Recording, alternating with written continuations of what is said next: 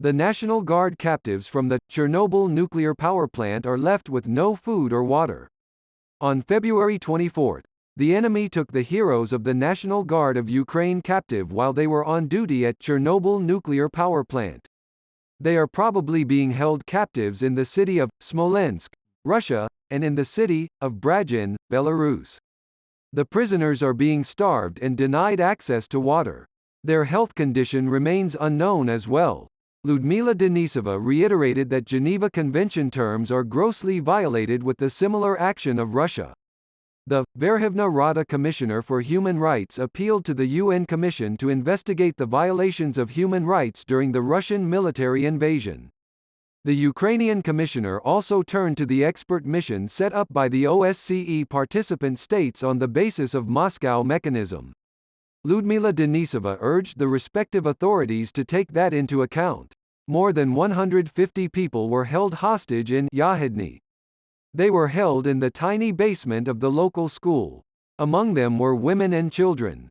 This was reported by the head of the Chernihiv local military administration, Vyacheslav Chaus. They fell sick and died here. The living were next to the dead. Hunger, thirst, fear, pain, despair. Bucket as a toilet. Stuffiness, Chaus said. He also expressed his admiration for the bravery of the people who went through it. 10 dead. 47 wounded during the shelling of Mykolaiv.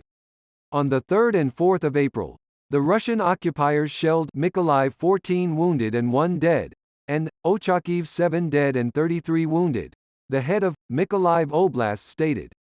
It is most likely another attempt by the Russians to scare the locals. Several social and residential buildings were damaged, including regional and city hospitals, an orphanage and a regional laboratory center. Despite all that, those in the city try to live a normal life. Residents of the region have received 680 tons of humanitarian aid. Today, the scale of destruction in liberated Irpin is shocking. We see damaged buildings, and, most heartbreaking of all, numerous bodies of civilians killed on the streets. In Irpin, the invaders shot women and girls and then drove over them with tanks.